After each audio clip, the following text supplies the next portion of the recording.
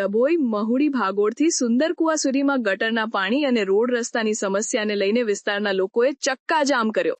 ડભોઈ નગરમાં છેલ્લા 1.5 વર્ષથી પાણી અને ગટર લાઇનનું કામ અત્યંત ધીમી ગતિએ ચાલતું હોવાથી સ્થાનિકોની મુશ્કેલીઓ વધી છે। આ મંથર ગતિના કામના કારણે હાલાકી વેઠી રહેલા મહુડી ભાગોળ અને સુંદરકુવા વિસ્તારના નગરજનોએ રસ્તા પર ચક્કાજામ કરી નગરપાલિકા તંત્ર સામે પોતાનો ઉગ્ર વિરોધ વ્યક્ત કર્યો હતો। મળતી માહિતી મુજબ મહુડી ભાગોળ અને સુંદરકુવા વિસ્તારોમાં ગટર લાઇન તેમજ પાણીની લાઇન નાખવા માટે ખાડા ખોદવામાં આવ્યા છે, પરંતુ 1.5 વર્ષ જેટલા લાંબા સમયથી આ કામ પૂર્ણ કરાયું નથી। પરિણામે ખોદાયેલા આ ખાડાઓ અને ગટરના ગંદા પાણી માર્ગ પર ઉભરાવાના કારણે આ વિસ્તારના રહેવાસીઓ તેમજ અવરજવર કરતા લોકો પારાવાર હાલાકીનો સામનો કરી રહ્યા છે। વળી આ વિસ્તારની નજીકમાં જ મંદિર અને મસ્જિદ જેવા ધાર્મિક સ્થળો આવેલા હોવાથી શ્રદ્ધાળુઓને પણ મુશ્કેલી વેઠવી પડે છે। વિસ્તારના લોકો દ્વારા નગરપાલિકા તંત્રને વારંવાર રજૂઆતો કરવામાં આવી હોવા છતાં તંત્ર દ્વારા આળસ દાખવવામાં આવી રહી હતી અને કામગીરી પૂર્ણ કરવામાં આવી ન હતી। આથી રોષે ભરાયેલા નગરજનોએ અંતે રસ્તા પર ઉતરીને ચક્કાજામ કર્યું હતું અને પોતાનો આક્રોશ ઠાલવ્યો હતો। સ્થિતિ તંગ બનતા ડભોઈ શહેરના કોંગ્રેસ પ્રમુખ સતીશ રાવલ તેમજ પોલીસ દ્વારા તાત્કાલિક દરમિયાનગીરી કરવામાં આવી હતી। તેમણે વિરોધ કરી રહેલા લોકોને હૈયાધારણ આપીને સમજાવ્યા હતા, જેના પગલે રસ્તો ફરીથી ખુલ્લો કરાવવામાં આવ્યો હતો।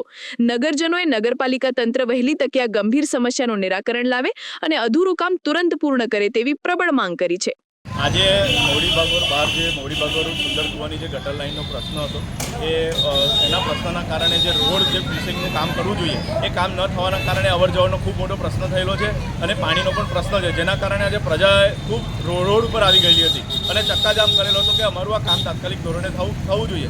પરંતુ વારંવાર કોઈને ફોન કરતા અધિકારીઓ આજે સ્થળ ઉપર આવેલા નહીં, પણ મને જાણ થતાં હું ડભોઈ શહેર કોંગ્રેસ પ્રમુખ તરીકે પ્રજાજનોને સમજાવેલા અને કીધેલું કે ભાઈ હાલ પૂરતો તમે આ રોડ જે ચક્કાજામ કરેલો છે એને તમે કરો। અને મેં નગરપાલિકાના અધિકારીશ્રીને વાત કરતાં એમને મને જણાવેલું કે સોમ મંગળવાર સુધીમાં અમે આ જે રોડ ફિશિંગની કામગીરી છે એ અમે કરીશું। એટલે પછી હાલ પૂરતો આ લોકોએ રોડ ક્લિયર કરેલો છે અને એમનો હું ખૂબ પ્રજાજનો આભાર માનીશ, પરંતુ ખાસ સાથે નગરપાલિકાને કહીશ કે વહેલી તકે આ કામગીરી પૂર્ણ કરવામાં આવે, જેથી કરીને પ્રજાને જે સુખાકારી થાય એવી અમારી માંગ છે।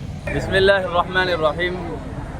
ભાઈ, અમારું આજે અહીં ઊભું રહેવાનું છે તેનું કારણ એ જ છે કે 1.5 વર્ષથી અમે લોકો એ પોઝિશનમાં જિંદગી જીવી રહ્યા છે જેવી રીતે કમાટી બાગ સમજી લો, જ્યાં જાનવરો રહે છે, કોઈ ઇન્સાનો રહેતા જ નથી।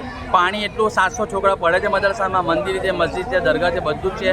બધી રજૂઆતો કરવા હોવા છતાં બી 1 કલાક કામ કરવાનું, ત્યાર પછી આવીને બેસી નથી જવાનું। રજૂઆતો બી ઢગલો કરી, બધું કર્યું। નાના છોકરા ઘરોમાં એટલા બીમાર છે કે રિપોર્ટ કરાવવાના પૈસા બી માણસો પાસે નથી, તો બી બિચારા બેઠી કૂટીને રહી લે છે, કામ કરે છે।